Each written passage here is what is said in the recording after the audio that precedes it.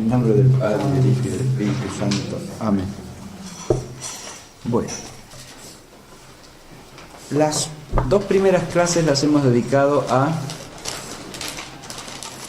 contemplar el fundamento bíblico de la teología de la fe, que es el punto de partida, como siempre, de toda reflexión teológica. De modo que lo que haremos en el resto del curso será tratar de profundizar eso que ya hemos visto. La clase de hoy es una clase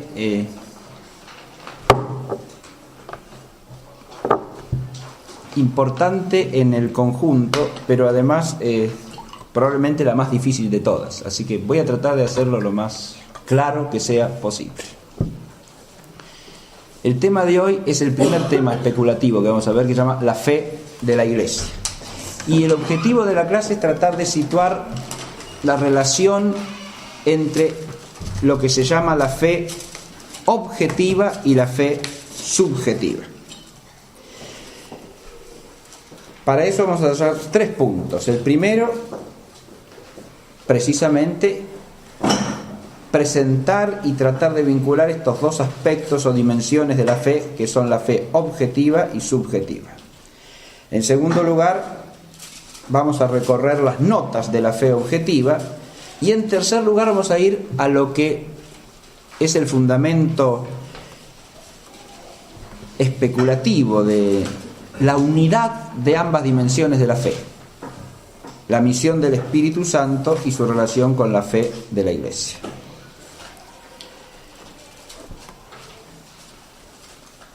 Cuando se habla de fe objetiva y de fe subjetiva, es una distinción clásica en la terminología escolástica, se habla de 2 dimensiones de esa realidad única que es la fe, que están expresadas en el mismo título de nuestro curso, la fe que nos gloriamos de profesar. En ese título aparecen el término fe 2 veces. Primero, de modo explícito, ¿no? La fe,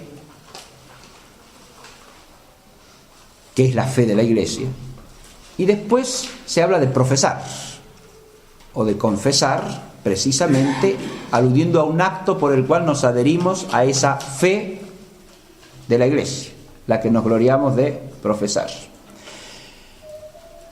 De modo que hay una fe que creemos y hay una fe por la cual creemos. Esas son las expresiones escolásticas clásicas también. Hay una fides quae creditur, una fe que es creída, es lo que creemos.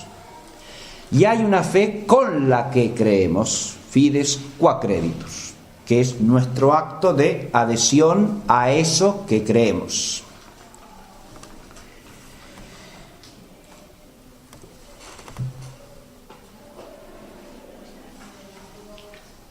Ahora, lo primero que hay que advertir es que estos 2 aspectos de la fe son inseparables entre sí. Y eso lo podemos empezar a ver de entrada si advertimos que tienen una relación de sujeto a objeto. Es decir, una es un acto de personas, y por eso se llama subjetiva, en cuanto se da en un sujeto real, que es cada persona, en la que se da el acto de fe y, por la gracia del bautismo, el hábito de la fe. Se llama subjetiva entonces en este sentido, que es un acto o un hábito de cierto sujeto, de cierta persona que es su sujeto real. Y se llama subjetiva en cuanto es tal acto o tal hábito.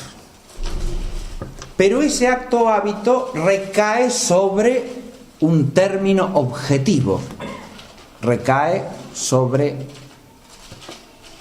algo, en este caso no solo sobre algo, ni primariamente sobre algo, sino sobre alguien.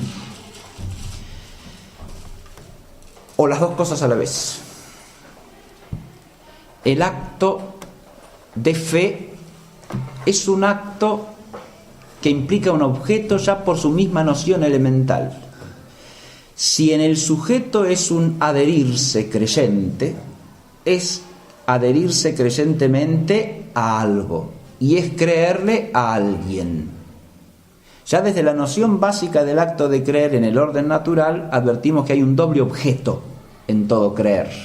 Se cree algo a alguien, de manera que el objeto es complejo también. El objeto no es solo lo que creemos como un conjunto de verdades. Está bien eso. El objeto del acto de fe, o sea, la fe objetiva, podríamos decir, es lo que está resumido en el credo, ¿no? Lo que tiene su símbolo, en la síntesis que es como su signo, en las verdades que profesamos en el credo. Pero el objeto de la fe no es solo ese conjunto de contenidos, de verdades que se expresan en el lenguaje humano, que en el fondo es la totalidad de las verdades que nos han sido reveladas por Dios, que tienen en ese símbolo su síntesis. Todo y solo lo revelado por Dios es el objeto de la fe divina.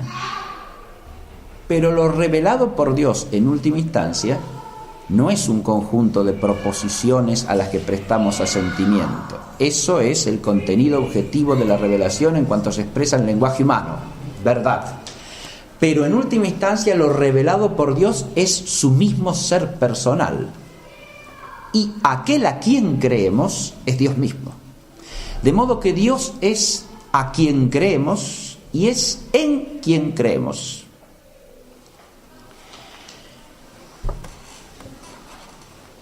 Creemos todo lo revelado por Dios. Eso es lo que creemos. Objeto de fe. Le creemos a Dios. ¿A quién le creemos? A Él. Y le creemos a Él por ser la verdad absoluta. Pero además creemos en Él. Ese en Él es totalmente singular y se refiere a Dios como término objetivo último del acto de fe teologal. Esto se expresa también en el símbolo perfectamente. Creemos en el Padre, en el Hijo y en el Espíritu Santo. Y a partir de allí se articula el conjunto de las verdades reveladas. La diferencia entre ese creer en las tres divinas personas y todos los otros artículos de la fe está perfectamente explicada en el Catecismo del Concilio de Trento, que cita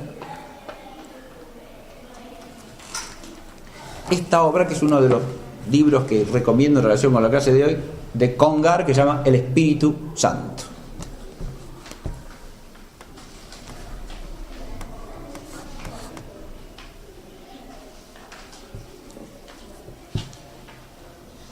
Es necesario creer que la Iglesia es una, santa y católica.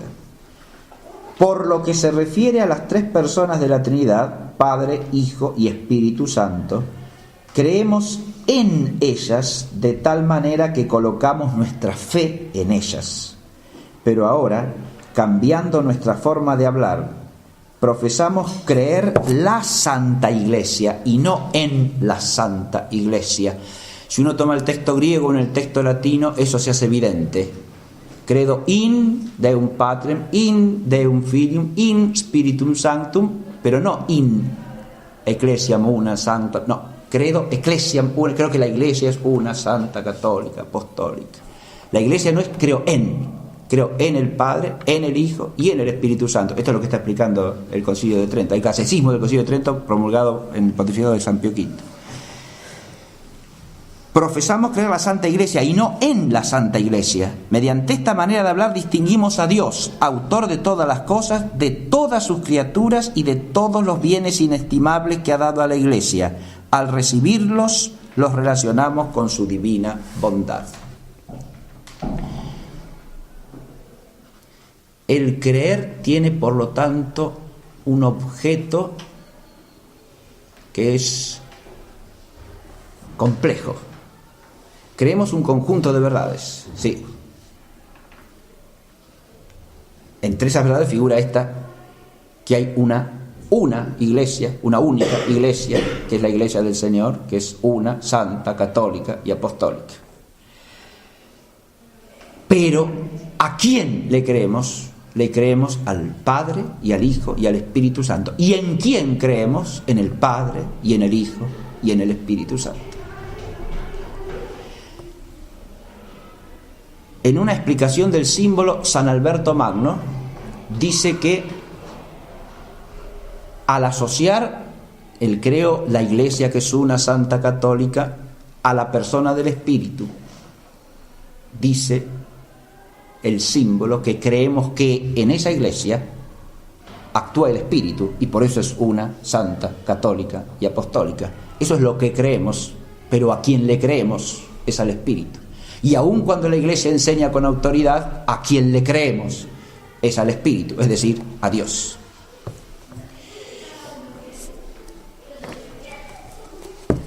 De entrada, entonces, tenemos que tener en claro que el objeto es complejo. Es un conjunto de verdades, insisto, que se expresan en el lenguaje humano a modo de proposiciones, pero esto es lo que llamaríamos el objeto material de la fe en lenguaje escolástico. El objeto formal es siempre el Dios mismo que nos ha comunicado, que nos ha revelado esas verdades y que por la fe nos eleva y nos ilumina para que las captemos como verdades y en alguna medida las conozcamos.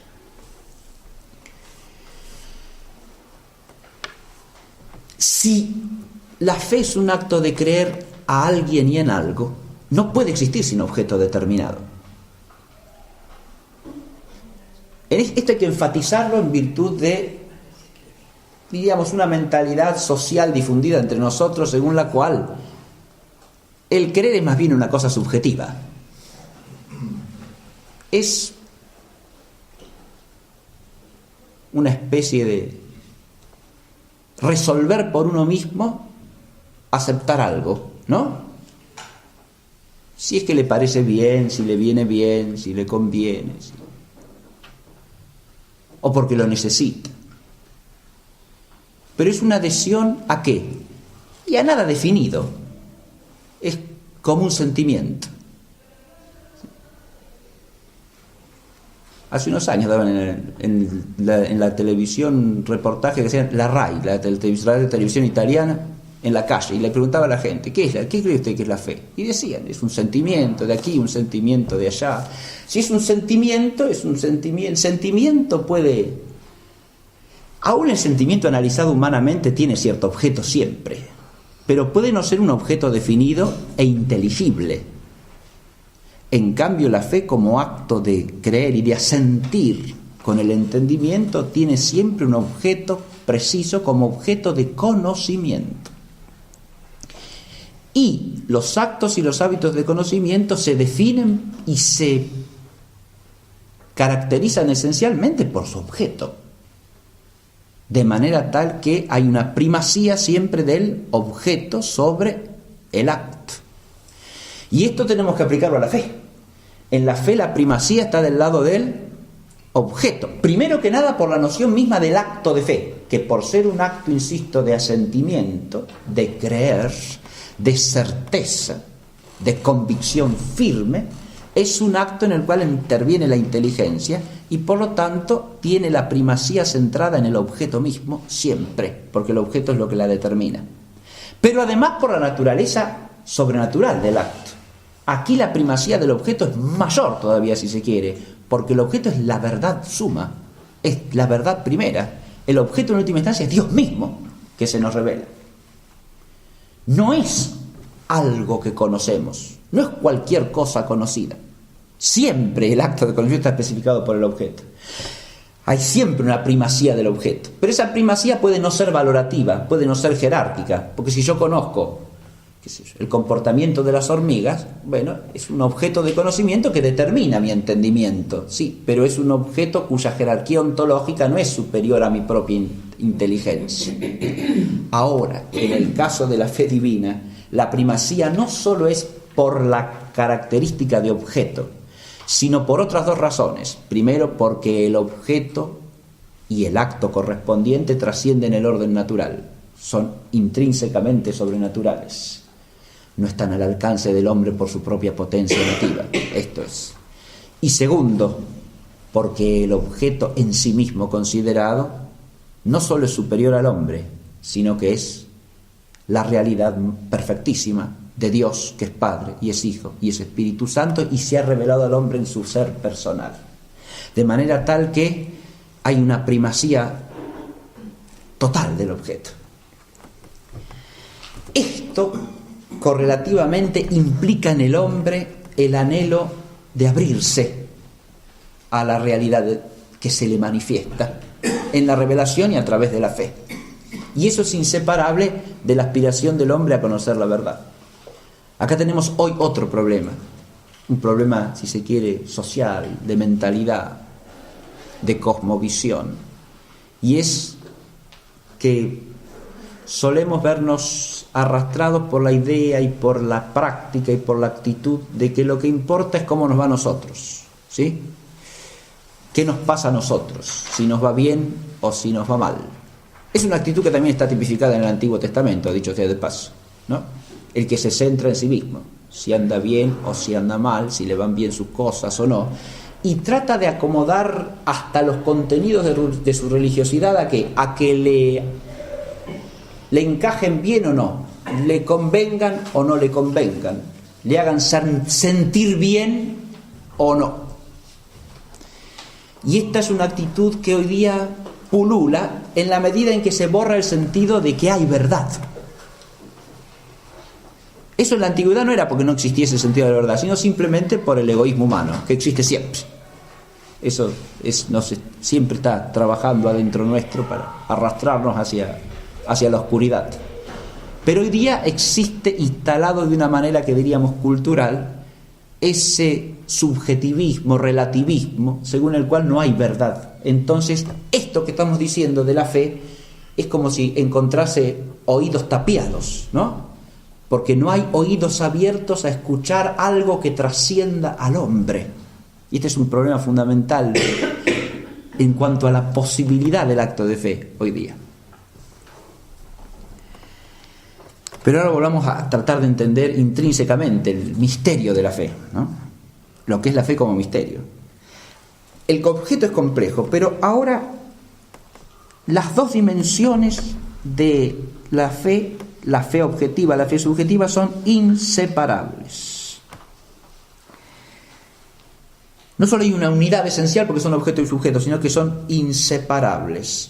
Yo he puesto dos frasecitas nomás que vamos a comentar brevemente. Primero, la fe como verdad es un don por el Hijo y por el Espíritu Santo. Es un don. Si yo la miro desde allí, la fe como don que nos viene por el Hijo y se nos comunica en el Espíritu. ¿Qué fe es esa? ¿La subjetiva o la objetiva? Y las dos, inseparablemente, porque no puedo ahí decir ¿qué es la fe que se le da a cada quien solamente, la que es un don? Y la revelación no es el don primero. Si uno ve ahí viene la perspectiva bíblica a ayudarnos, ¿no? Si uno toma el prólogo de Juan, ahí ve con claridad cómo esos dos aspectos de la fe son inseparables. Si uno la visualiza como un don que nos viene por el Hijo y que se nos comunica en el Espíritu.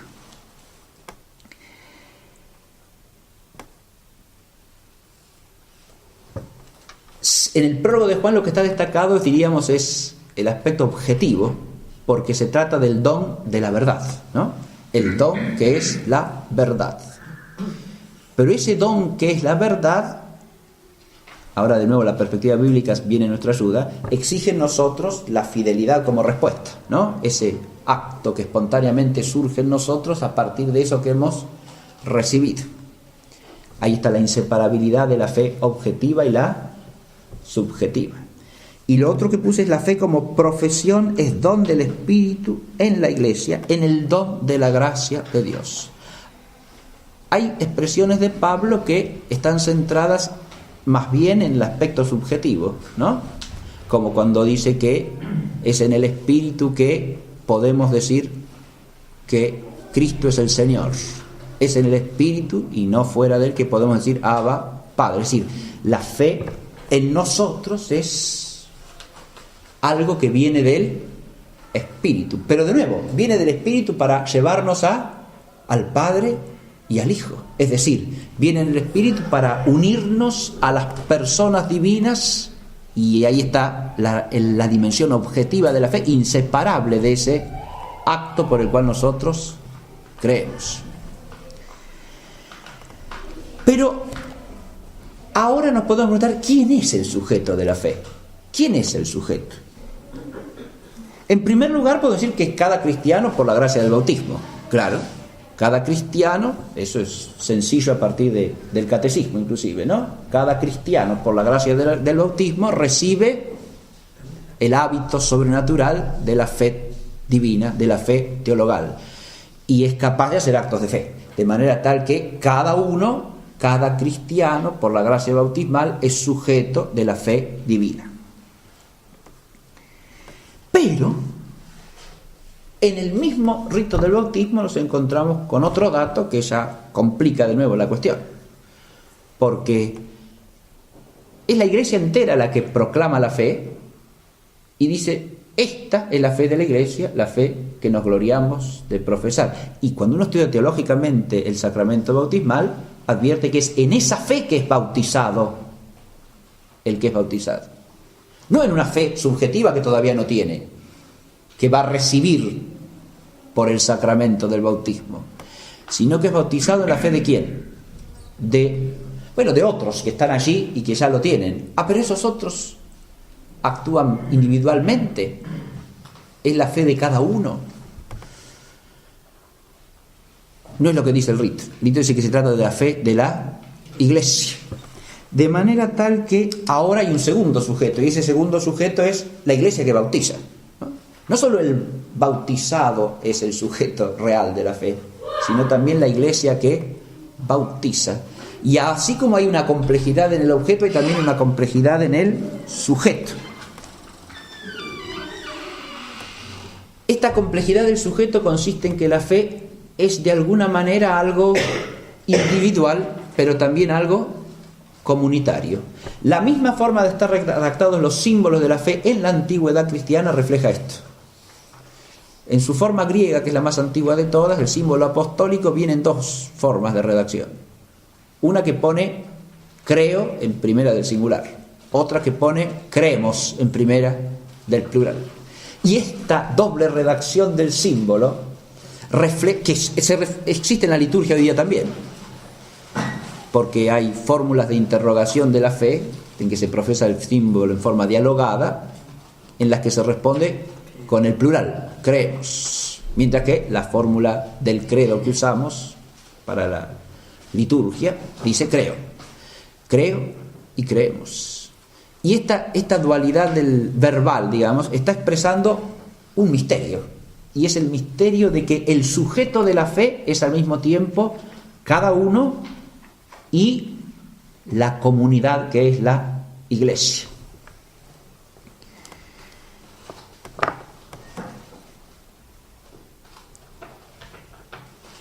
Yo he puesto aquí como titulito: complejidad del sujeto e inseparabilidad óntica y dinámica de lo individual y lo comunitario, el ser interpersonal. Esa expresión alude al hecho de que tenemos que tratar de evitar pensar en la fe como algo meramente individual cuando la enfocamos teológicamente.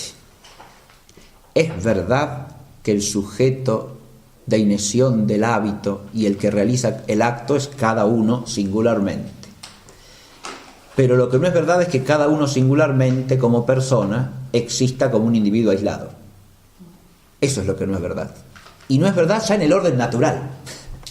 Es decir, cada individuo humano, que es una persona, existe siempre interpersonalmente. Y esto se refleja en la fe. Esa interpersonalidad tiene dos planos, diría yo.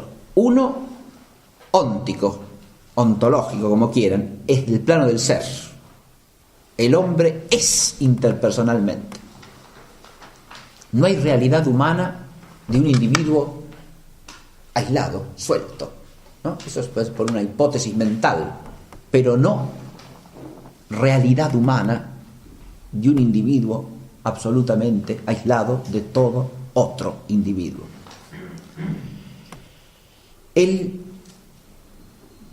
Pero además de ser óntica la interpersonalidad, eso nos lleva incluso, cuando se define en la naturaleza humana, en filosofía, se trata de ver qué es el hombre. Uno de los defectos en que se suele incurrir es pensar la sustancia humana como un individuo singular de una cierta especie y tratar de definir eso y nada más, sin advertir que el hombre es esencialmente también, por su condición de persona, ya en su ser relativo a otro, por lo menos a Dios y también a otros hombres, de manera que hay una interpersonalidad que es óntica, es esencial si se quiere. Pero además hay una interpersonalidad dinámica, operativa. El hombre no se realiza vitalmente sino en relación con otros. Todo esto hay que trasladarlo a la fe. La complejidad hay que entenderla primero a partir de la analogía con la realidad interpersonal esencial del hombre. Ahí yo pongo como ejemplos el ser social y la palabra. La socialidad es una propiedad humana, decimos, ¿no? Bien, pero esa propiedad que es la socialidad implica precisamente el ser interpersonal del hombre. El hombre no se realiza, no vive como hombre, sino a través de vínculos sociales, o sea, vínculos con otras personas humanas que son de orden racional y moral, si no, no son vínculos sociales.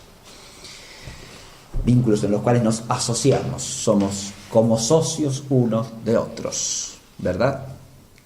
Ahora, la socialidad, ¿qué implica? ¿Un individuo solo? No. ¿Una comunidad de individuos que es anterior a los individuos? Tampoco. Implica un ser que existe interpersonalmente. Eso es lo que implica. Porque ni la comunidad es anterior al individuo, ni el individuo es una especie de mundo absoluto en sí mismo que después, si quiere, se conecta con otros. No. La socialidad del hombre muestra esa interpersonalidad. Más dramáticamente, si se quiere, lo muestra la propiedad primera de la naturaleza humana, que es la palabra. Nosotros podemos pensar que la palabra brota del interior de cada quien, y es verdad. Pero es tan verdad como eso lo que decía Aristóteles ya, que el logos entra por el oído. O sea que la recibimos a la palabra antes de poder proferirla desde lo más profundo de nuestra interioridad como personas, la recibimos de otros que hablan. Y sin eso no tenemos palabra. De manera tal que hay una realidad interpersonal sin la cual no existe el hombre como hombre.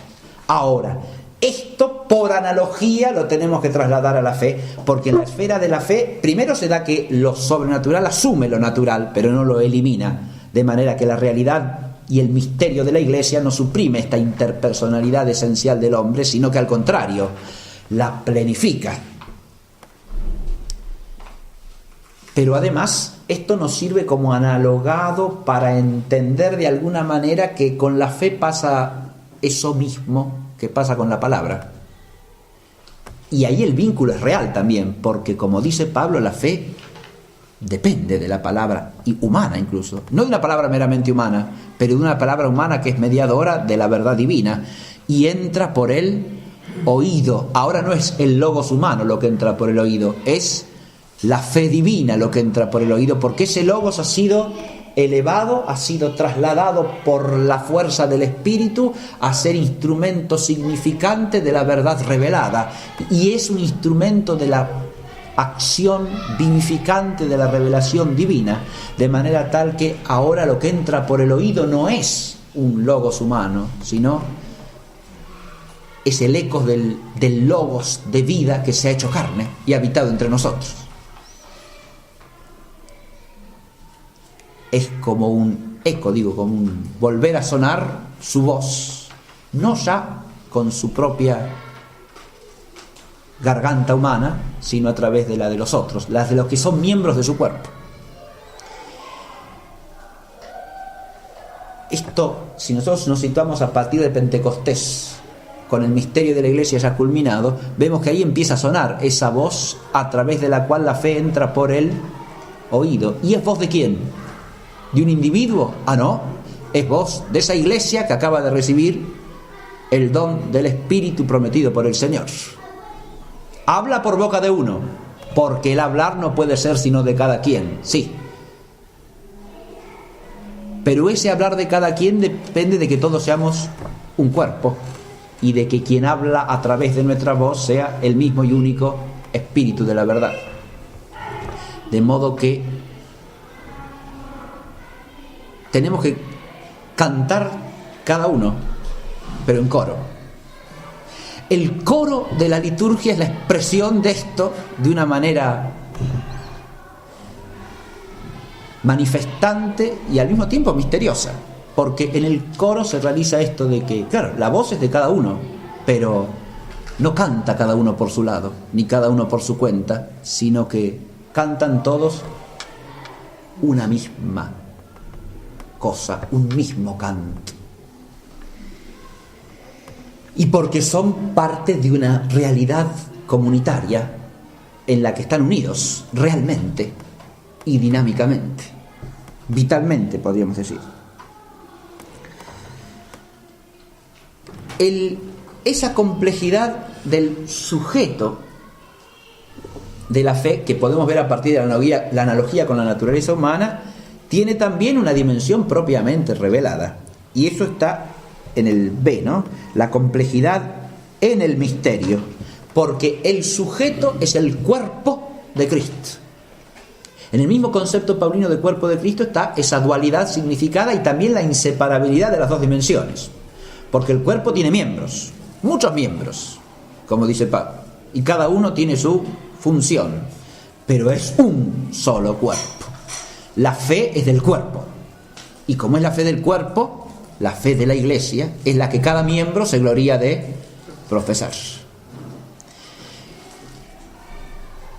Y así como la visión del cuerpo nos hace ver esa unidad profunda, lo hace también la otra visión de la Iglesia como esposa de Cristo.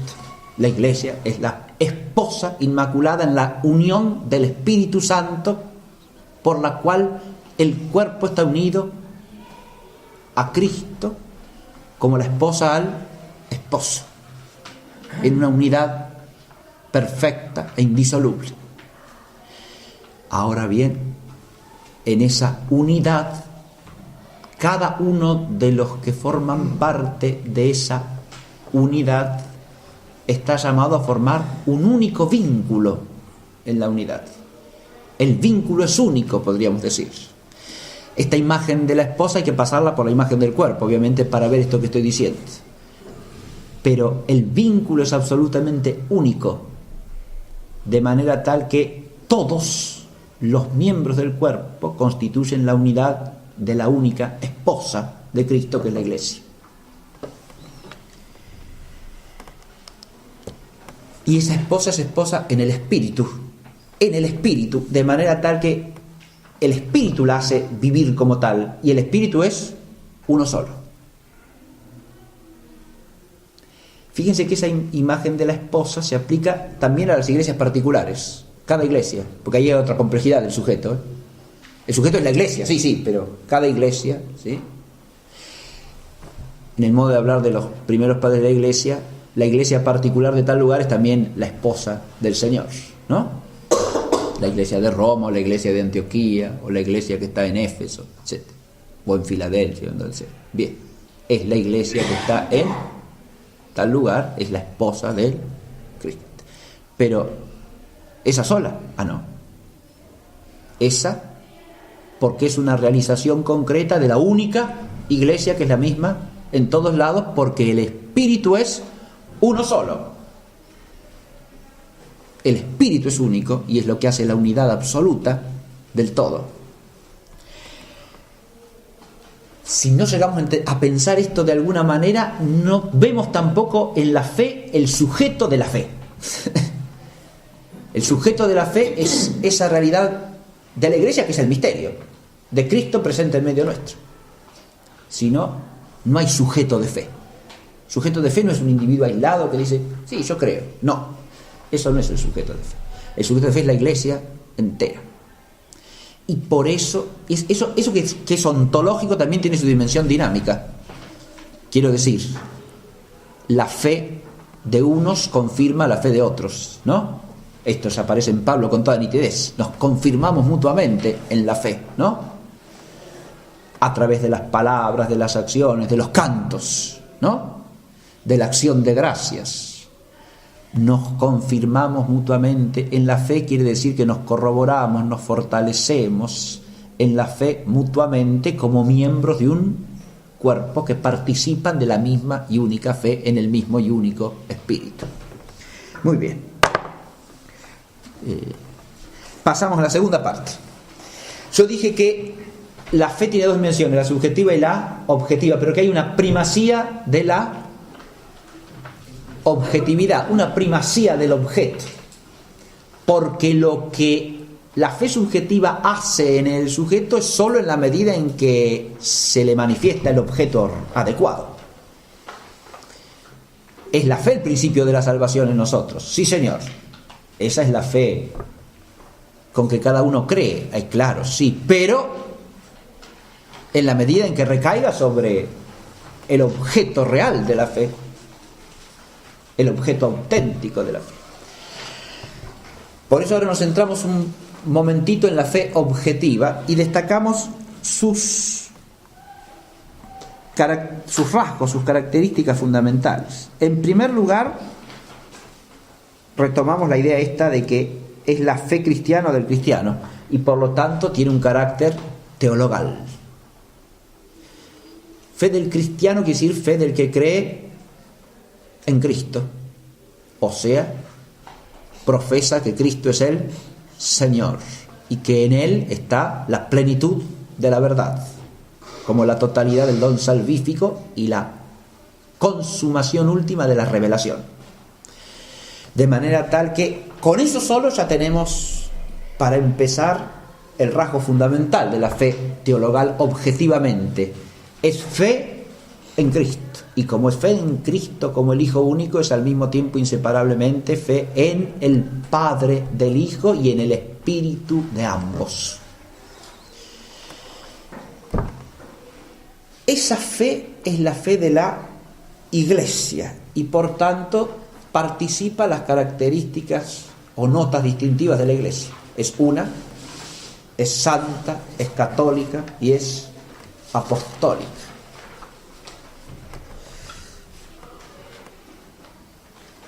Primero es una. Todo esto, fíjense, se va entendiendo a partir de lo que dijimos hace un momento, ¿no? Y a partir de ahí es claro que no puede ser de otra manera. Es una. Primero, es la misma en la pluralidad de sujetos singulares y en la diversidad de sujetos singulares. Claro. Es la misma, y es la misma. Pero cada uno no tiene su fe, cada uno realiza acto de fe, cada uno tiene un hábito de fe que es singularmente, numéricamente distinto del otro, para decirlo escolásticamente, pero la fe objetivamente es la misma en todos, es una. Sin fe una no hay iglesia una. Si lo que cree este es distinto de lo que cree aquel, ¿dónde está la unidad de la iglesia? Si lo que yo recibo como verdad, el otro no lo recibe como verdad, no somos miembros del mismo cuerpo, que es la iglesia.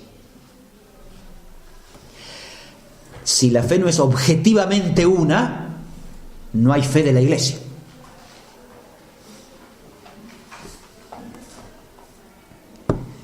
Esa unidad es, puse así, suprapopulus y supratempora, es decir, sobre los pueblos y sobre los tiempos, como se dice. Sobre los pueblos, porque fíjense, la pluralidad del sujeto no es solamente que hay muchos sujetos individuales distintos, sí.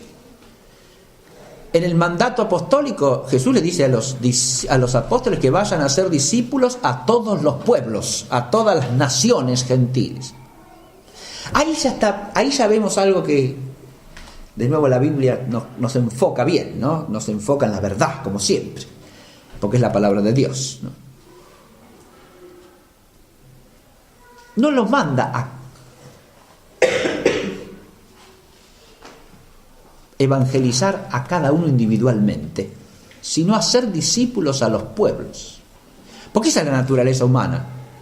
El hombre vive en comunidad, existe en realidad histórica en comunidades concretas y definidas y determinadas con características propias. Ahora, hay multitud de pueblos que se han convertido al cristianismo. La fe es una en todos, la misma y única en todos. Ahí nos encontramos con otra cosa. Cada pueblo puede aportar algo específico a ese coro de creyentes, ¿no? Porque cada pueblo tiene sus características, su idiosincrasia, que le permiten descubrir alguna belleza de la fe que el otro no ha captado del todo, alguna luz de la verdad que, como es divina, es inexhaurible, inagotable, infinitamente rica para el hombre, ¿no? Entonces cada pueblo puede en el concierto poner su nota, ¿no? En el coro poner su voz, pero en la unidad de la única verdad de la fe. La fe es una, sea que la profese un argentino, un inglés, los pongo juntos a propósito, un chino, un japonés, un azteca, un malayo, un indio, de la India quiero decir, ¿no?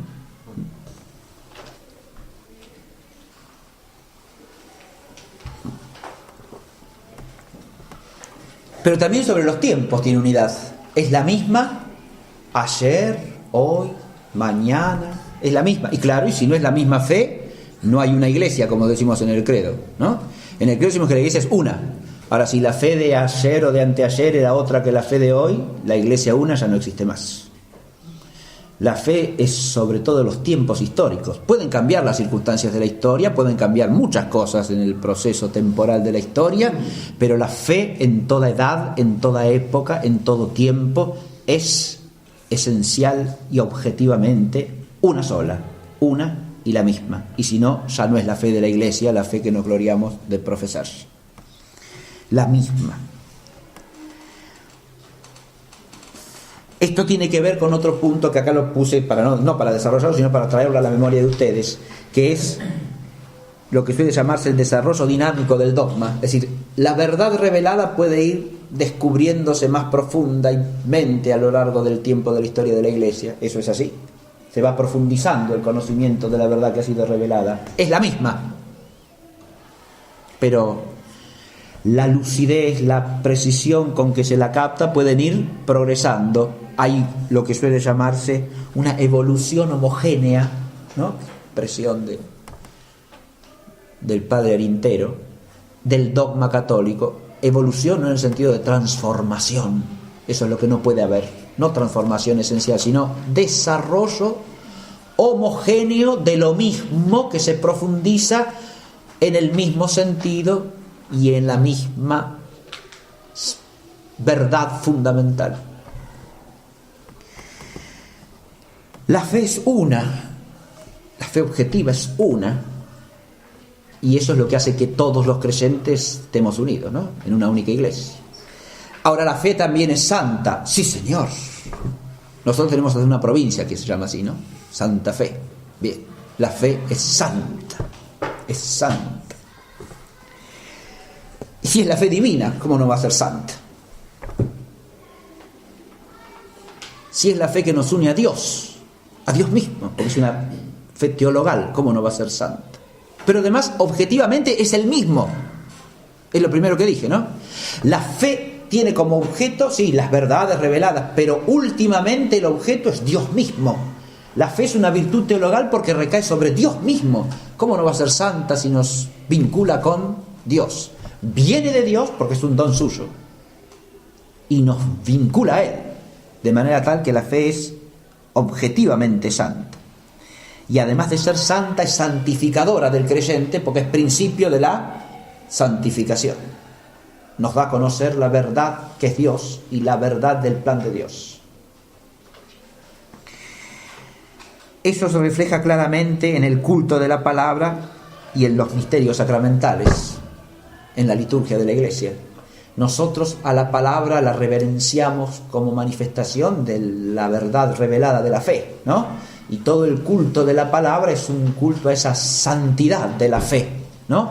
En la cual podemos oír la palabra como lo que es, palabra de Dios.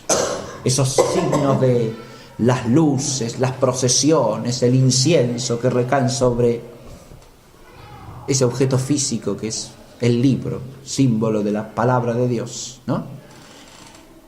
Todo eso es una manifestación de la santidad de la fe. Claro. En la única iglesia. De nuevo, fíjense, esa santidad es inseparable de la unidad, ¿no? Porque es inseparable del Espíritu Santo. Cuando oímos la palabra, ¿oímos todos lo mismo? Claro, ¿oímos todos lo mismo o no oímos? Se dirá allí, bueno, subjetivamente, imaginémoslo en una asamblea litúrgica y todos oyendo el Evangelio, ¿oímos todos lo mismo? En la fe oímos todos lo mismo. Si oímos con el oído de la fe, oímos todos lo mismo. Todos lo mismo no es decir todos exactamente lo mismo, de la misma manera. No, claro. Pero esencialmente lo mismo, sí. Porque oímos en el Espíritu, en la comunión del Espíritu que habita en la iglesia. Entonces oímos esencialmente lo mismo, porque lo oímos en la fe. Fíjese, después podemos uno decir, bueno, sí, pero yo... esa exégesis que propuso la homilía el Padre a mí no me convence. Eso no es la fe, claro. La fe de la iglesia no versa sobre lo opinable. No, claro. Cuando oigo la palabra de Dios, no estoy oyendo opiniones teológicas de esto o de aquello. No. Estoy oyendo la verdad de la fe. ¿Qué es lo que me dice la lectura, no? Ahí ya no hay duda. Eso es lo que oigo en la fe. Y cuando la homilía se centra en la verdad de fe, eso es lo mismo. Es un eco de lo que se ha leído, ¿no? Es un eco de lo que se ha proclamado. Y entonces me está diciendo lo mismo que oigo en la fe. Lo mismo que oigo cuando digo el credo, cuando canto el credo, ¿no? Lo mismo. Esencialmente lo mismo. Bien. También la realidad de los santos en la iglesia manifiesta la santidad objetiva de la fe. Porque el florecimiento de la santidad personal a lo largo de la historia de la iglesia está esencialmente vinculado a la fe ortodoxa, a la fe recta, al contenido objetivo de la fe. Esto es una manifestación también de la santidad de la fe. La fe manifiesta su santidad en la santidad de los creyentes. O, dicho de otra manera, la santidad de los creyentes es una manifestación de la santidad de la fe. En tercer lugar, es católica.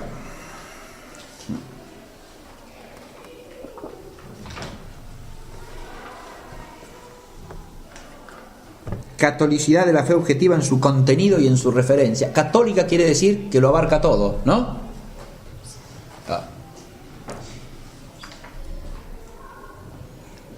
Primero, el objeto de la fe, que estamos hablando de la fe objetiva, ¿no? Dijimos, son un conjunto de verdades que se pueden expresar en proposiciones. Eso es el objeto material de la fe.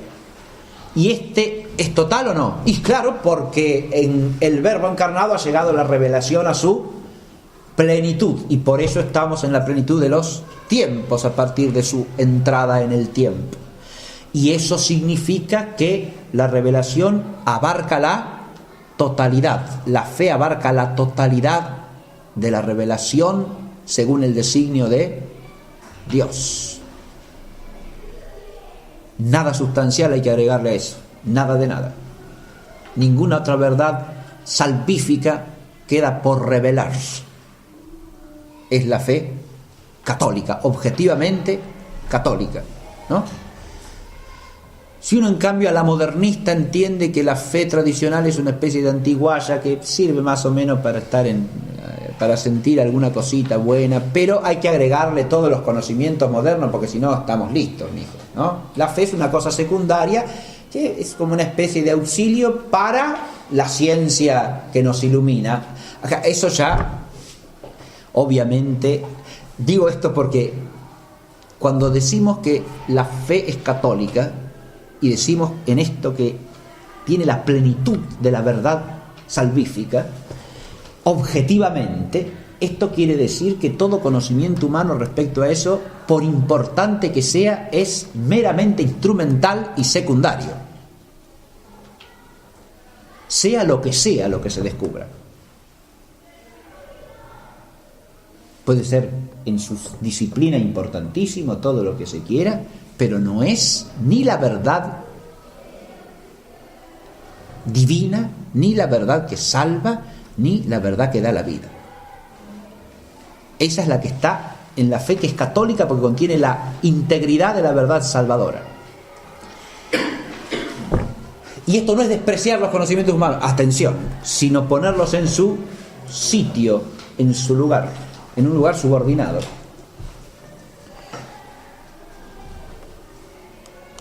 Pero además la fe objetiva no es solamente ese conjunto de verdades católicas, sino un conjunto católico, total, integral de verdades, sino que es Dios mismo, dijimos.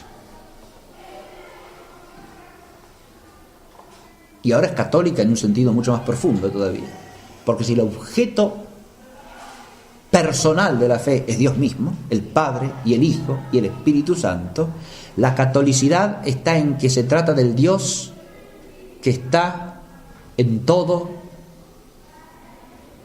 sobre todo y lo atraviesa todo, como dice Pablo, ¿no?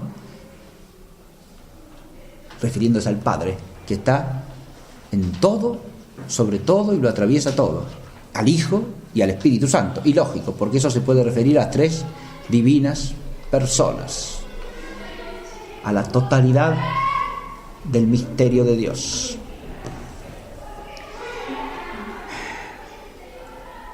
Y ahí está la catolicidad auténtica en su raíz última.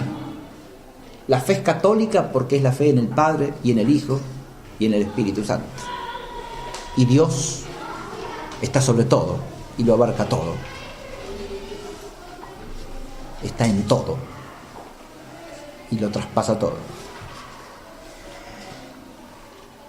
Esa fe es católica en relación con el misterio sacramental también, claro, porque contiene la totalidad de los medios de la salvación, de los instrumentos salvíficos, y en particular la totalidad integral de los sacramentos.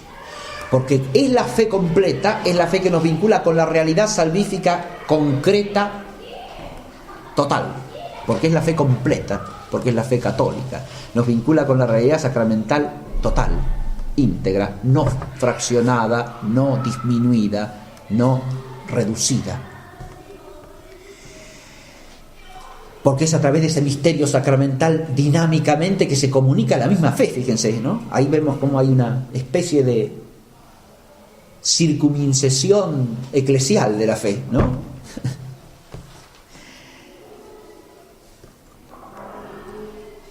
Y la catolicidad de la fe objetiva es también en relación con el hombre, con el tiempo, con la historia, que es la manera más común de pensar la catolicidad. Es decir, es católica porque abarca a todos los pueblos y a todos los tiempos.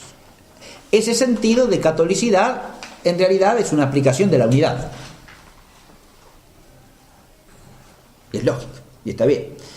Pero si lo vemos desde el punto de vista de la vocación universal de todos a la salvación, y de todo el cosmos a la salvación, ahí sí lo vemos como catolicidad.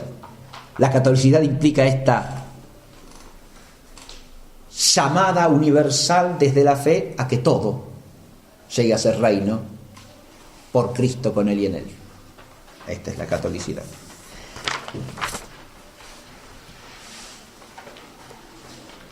De ahí que la fe como católica deba estar presente en toda dimensión de la realidad humana, en todo tiempo, en todo lugar, en todo oficio, en toda actividad, en toda esfera de la vida social y en la naturaleza misma. San Francisco le evangelizaba a los pajaritos. Claro. Eso no es una cosa, un lirismo fuera de lugar. Eso es la más profunda realización del misterio de la catolicidad de la fe.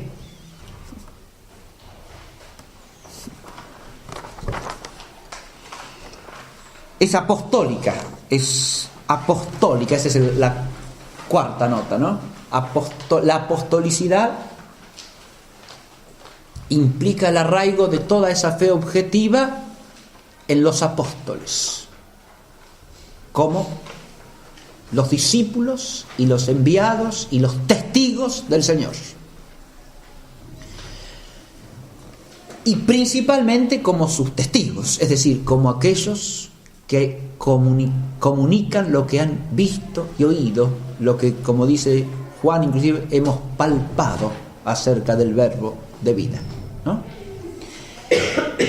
La fe objetiva está vinculada en primer lugar a la tradición apostólica, es decir, a lo que viene transmitido, de nuevo, de modo dinámico, a partir de la enseñanza de los apóstoles, que procede inmediatamente de la voz del Señor. O sea que a través de la fe objetiva de la Iglesia, en cuanto ésta es manifestación de la tradición apostólica, oímos la voz del Señor.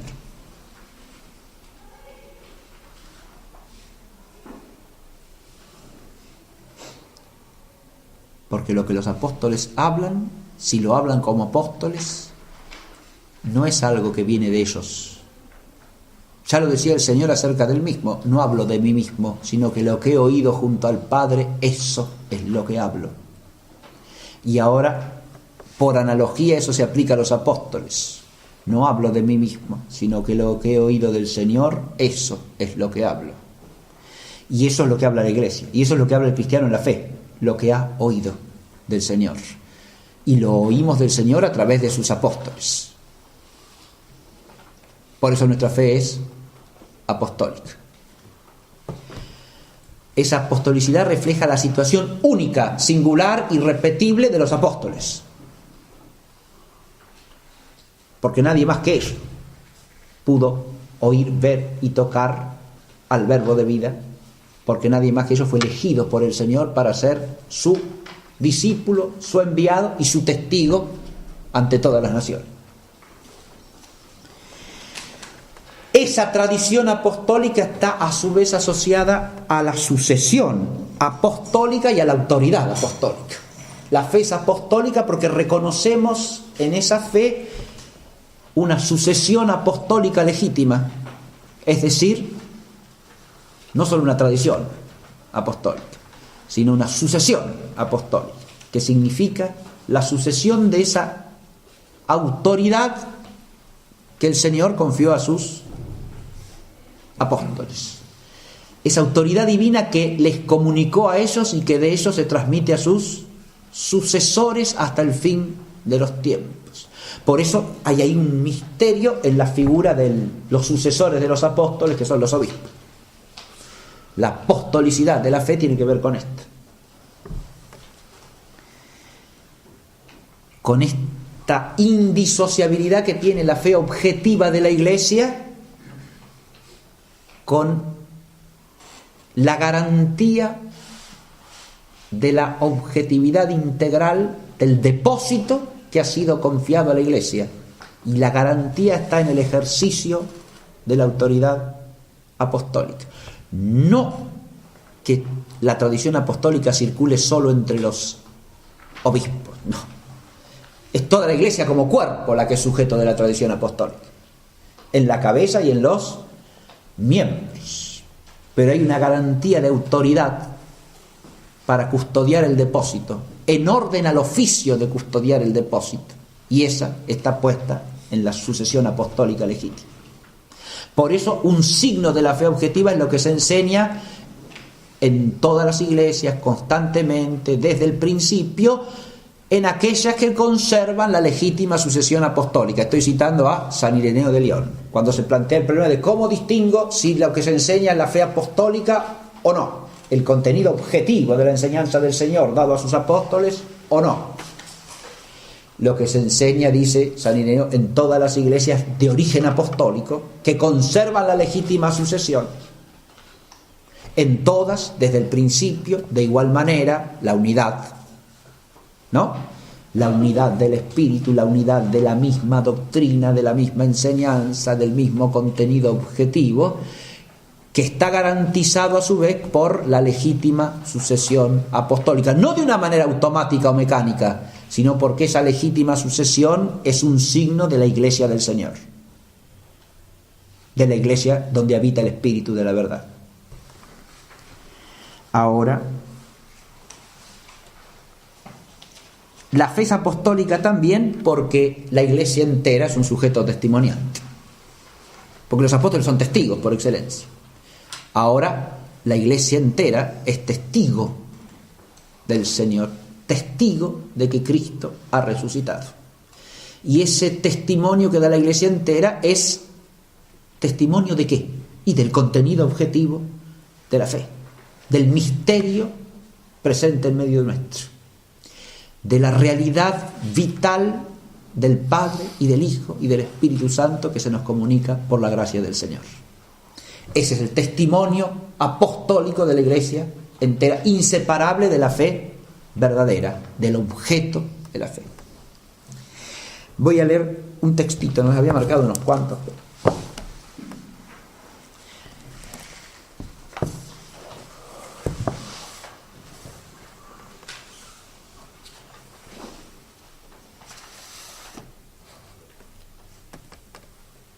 Este carácter apostólico de la fe le lleva a San Ignacio de Antioquía en la carta a los Filadelfios a decir esto: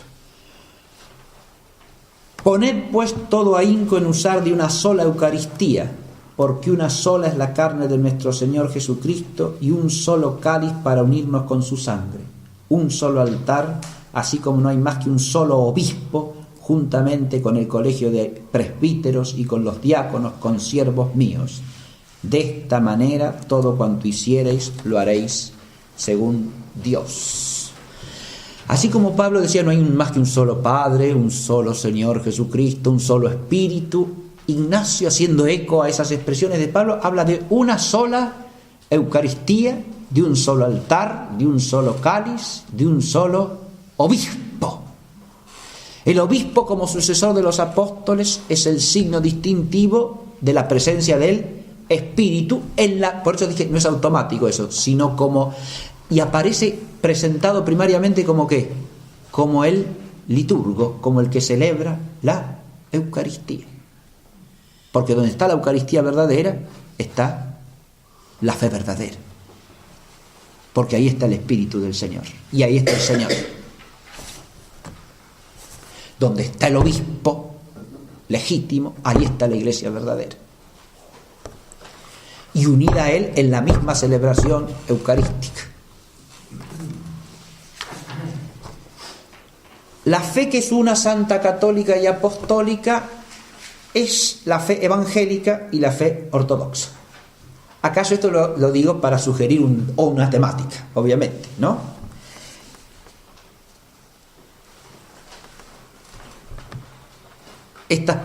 Estos términos acostumbramos a usarlos para referirnos a la división de la Iglesia, precisamente.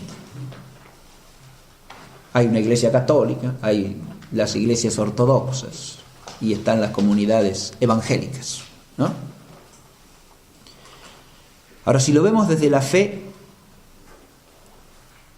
esos términos evangélico y ortodoxo son también atributos de la fe objetiva de la Iglesia.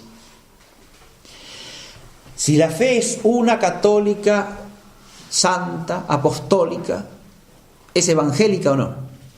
Y evangélica quiere decir primariamente dos cosas. Primero, que es el auténtico anuncio del Evangelio del Señor. Que eso que Él anunció es lo que ahora anunciamos. Fíjense ustedes que es un texto que tomamos en la clase pasada. La fe a la que llama primero el Señor es esa, ¿no? Creer en su Evangelio. Convertíos y creed en el Evangelio. Ahora, esa buena noticia, esas albricias que Él proclamó, la buena nueva de la salvación, del reino, eso se sigue anunciando en la medida en que se anuncia ¿qué fe? La una, la santa, la católica, la apostólica. Y claro,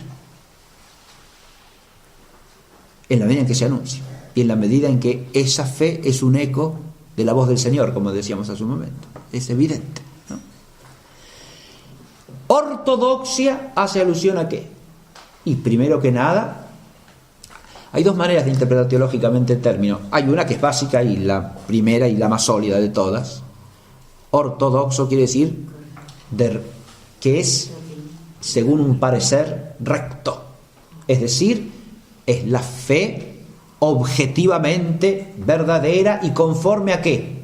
Y a la tradición apostólica y a la verdad revelada según consta en las Sagradas Escrituras y en la Sagrada Tradición. De manera tal que ortodoxia sería sinónimo de fe verdadera, de fe recta. De nuevo, la fe recta y verdadera está en la fe que es una, santa, católica y apostólica, y que es inseparable de la Iglesia, una, santa, católica y apostólica, como su sujeto. Pero hay otro sentido más que toma el término doxa no en el parecer, sino en el sentido de glorificación. Y une esto a lo anterior. Es un giro especulativo que algunos teólogos griegos le dan al asunto. Ortodoxo quiere decir que da la recta alabanza a Dios. Porque, de nuevo, ahí hay otro signo.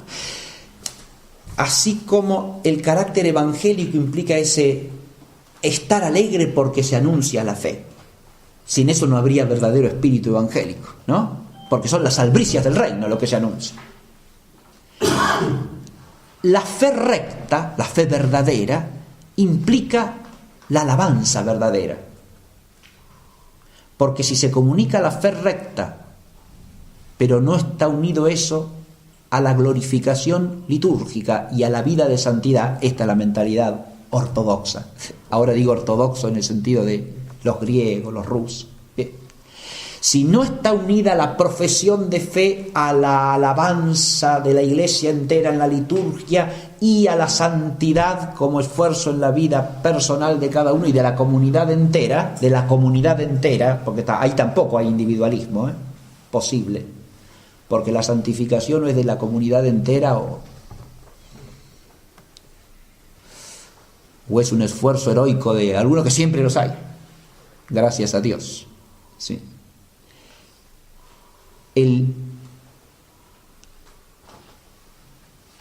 Ahí tendríamos la recta alabanza, ¿no? La ortodoxia, que es un signo de la fe.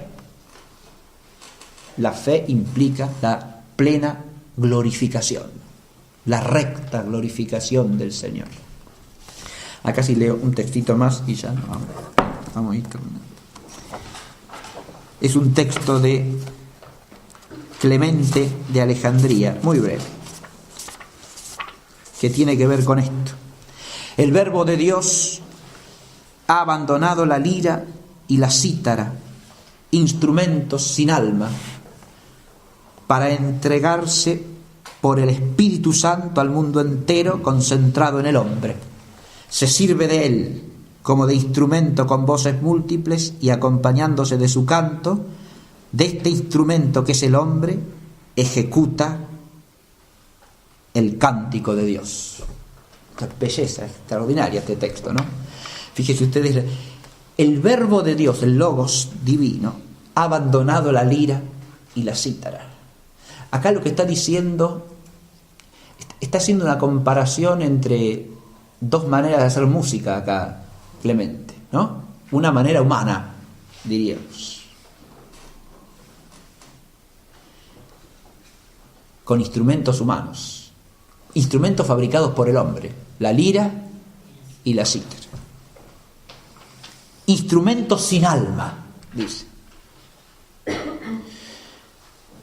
para entregarse por el Espíritu Santo al mundo entero concentrado en el hombre. Acá está la idea del hombre como microcosmos, ¿no?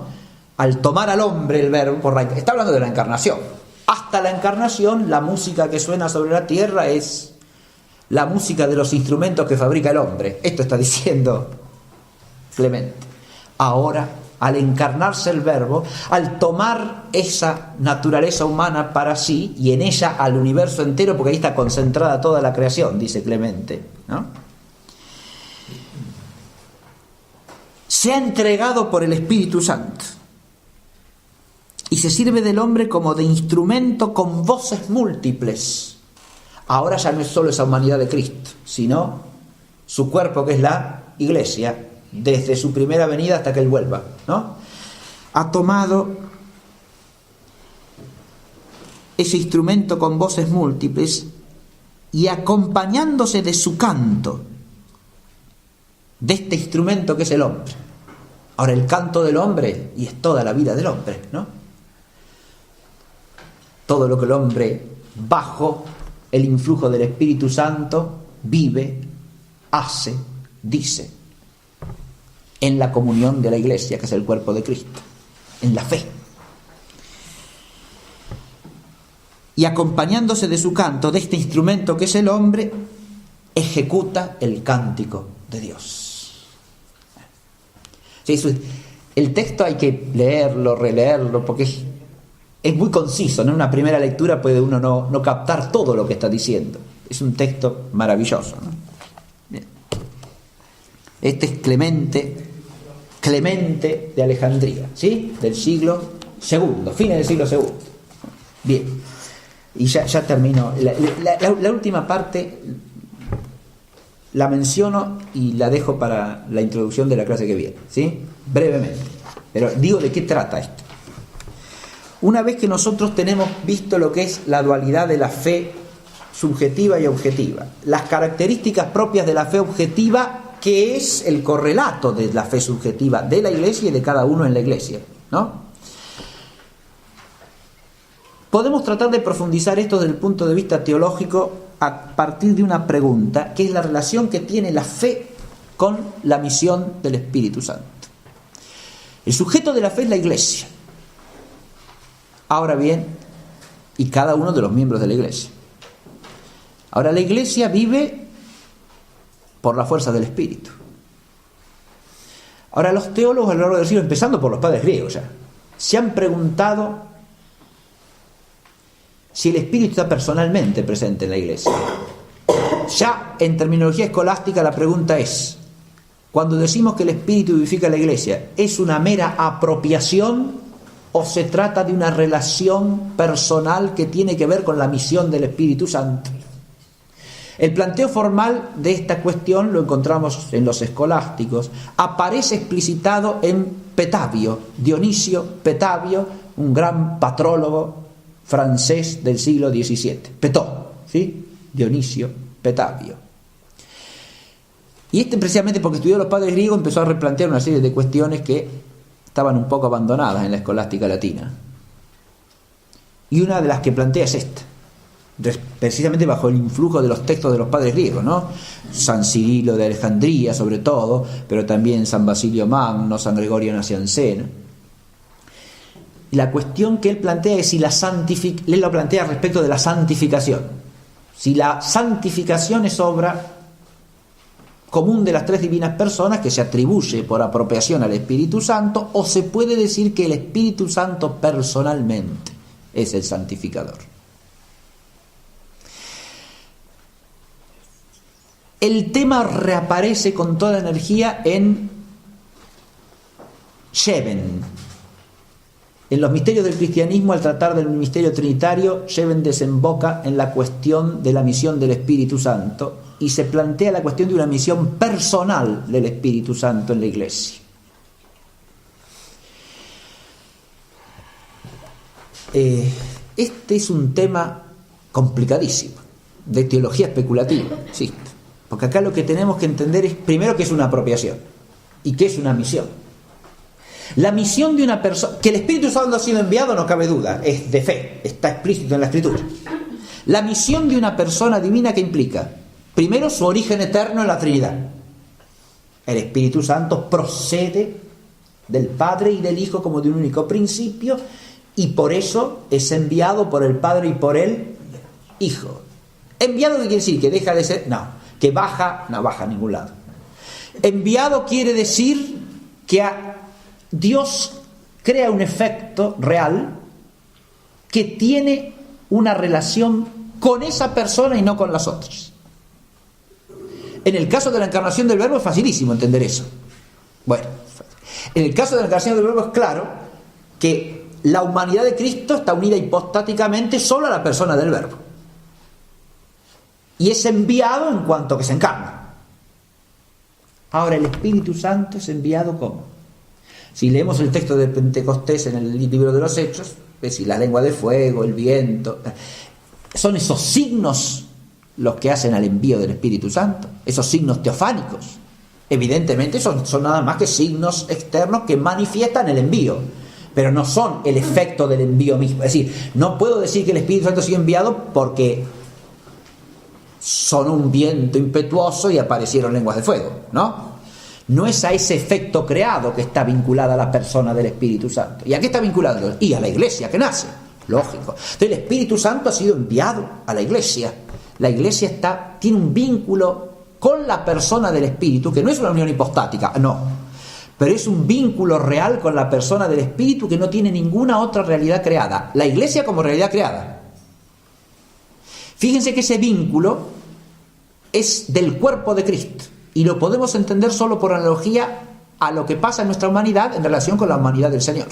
La humanidad del Señor está unida hipostáticamente a la persona del Verbo y por eso en ella habita la plenitud de la divinidad corporalmente, dice Pablo. Hay una inhabitación del Espíritu Santo en esa humanidad que de una manera distinta y participada se da en cada miembro del cuerpo y en la iglesia como un todo. El tema especulativo es tratar de ubicar dónde precisamente está esa realidad de la iglesia en la cual podemos decir, como detectar, como palpar ese vínculo real, esa relación real a la persona del Espíritu. Si uno parte del libro de los Hechos, lo digo brevemente y nos vamos. Si uno parte del libro de los Hechos, lo fundamental que es. ¿Cuál es el efecto primero del Espíritu ahí presente? Que hay una iglesia predicante y una iglesia creyente, ¿o no? Es decir, la palabra es proclamada y la palabra es recibida. En las dos cosas está actuando el Espíritu, ¿no? Pedro toma la voz cantante del colegio apostólico y predica. Y se convierte en unos 3.000, ¿no? Dice el texto. De manera tal que el Espíritu está presente en los dos, ¿no? En Pedro que predica y en los oyentes que creen. Es decir, como puse acá, en la profesión activa y en la profesión receptiva de la fe. O sea que la presencia del Espíritu está ligada a la fe. Donde hay fe verdadera, activamente profesada o receptivamente creída, ¿no? Y eso afecta a todos. Porque el mismo Pedro que ahora proclama ha tenido que oír, ¿no? Y vuelve a oír. Va a tener que volver a oír, por ejemplo, por boca de Pablo cuando le reconvenga con su caracterazo que si hace hincapié en la circuncisión está haciendo nada de la gracia de Cristo, ¿o no? Va a tener que volver a oír Pedro, sí señor, que se le recuerde lo que por la fe sabe. Bien, de manera que en esa actitud profesante y receptiva de la fe se manifiesta la presencia del Espíritu. Pero claro, eso es un aspecto dinámico. Hay que buscarle una raíz ontológica a esto, ¿no?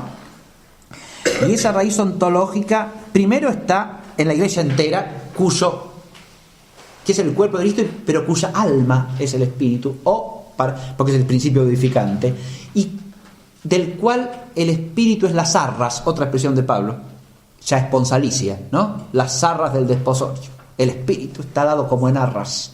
Y está dado como en arras, sobre eso profundiza mucho Scheven, ¿no? El tema de las arras, el espíritu como arras de la iglesia, que es su esposa, la esposa de Cristo, ¿no? Arras porque es como el anticipo de la plenitud gloriosa, ¿no? Entonces el espíritu está presente en la iglesia como la incoación de la gloria. Es las arras de la plenitud definitiva. Ahora, esto tiene su centro, podríamos decir, está el cuerpo total que es la iglesia. Ahí está la relación con el espíritu en el cuerpo total que es la iglesia, ontológicamente. Como cuerpo de Cristo, cuyo alma es el espíritu, para usar la primera imagen, y como esposa de Cristo, en la cual el espíritu son las arras, segunda imagen. Estas imágenes hay que profundizarlas con conceptos para tratar de entender de qué se trata, ¿no? Pero de ahí hay que partir. Pero el cuerpo de Cristo no es solamente el cuerpo que es la iglesia, es el cuerpo que es la Eucaristía. Y ahí de nuevo toda la tradición antigua hace hincapié en la epiclesis del relato eucarístico, como una manifestación del sello del Espíritu que hace que el cuerpo de Cristo esté realmente presente o manifiesta esa presencia real de Cristo en su cuerpo eucarístico. Es decir, en el misterio sacramental de la Eucaristía, que es el cuerpo de Cristo, litúrgicamente hablando, en su centro, ¿no? En el centro de toda la realidad de la Iglesia y de la vida entera de la Iglesia. Ahí de nuevo podríamos decir, está el Espíritu como alma de toda la Iglesia, pero está también el Espíritu como el que realiza la acción eucarística. A través del sacerdote y del pueblo realiza la plenitud del misterio eucarístico y el cuerpo de Cristo está presente ahí por el Espíritu. Pero estas dos dimensiones hay que llevarlas después desde el punto de vista óntico, me parece a mí, al tema del carácter sacramental. Porque la profesión activa y la recepción de la fe y en la celebración del misterio eucarístico están vinculadas al carácter que se recibe en el bautismo, en la confirmación y en el sacerdocio, en el caso de los sacerdotes ministeriales, sin los cuales no puede haber actualización por el Espíritu del cuerpo eucarístico del Señor. De manera tal que en el carácter, podemos decir que está como, y así lo llaman muchos padres antiguos, ¿no? Sobre todo griegos, está como es el carácter, sí, pero lo llaman también sfragis, es decir, como un sello que es una imagen en el cristiano, y ese sello nos da una relación real, como es el sello de Cristo en nosotros y el Espíritu es el Espíritu del Señor, pone en nosotros una relación real con el Espíritu como persona, no por apropiación, porque al sellarnos en Cristo, al configurarnos a Él ontológicamente en el fondo de nuestro ser personal, hace que tengamos una vinculación al Espíritu que es el Espíritu del Señor. Y de ahí podemos vislumbrar cómo el Espíritu Santo es el que está en la raíz de toda fe verdadera, objetiva y subjetiva en la Iglesia. Con eso ya podemos dejar la clase de hoy.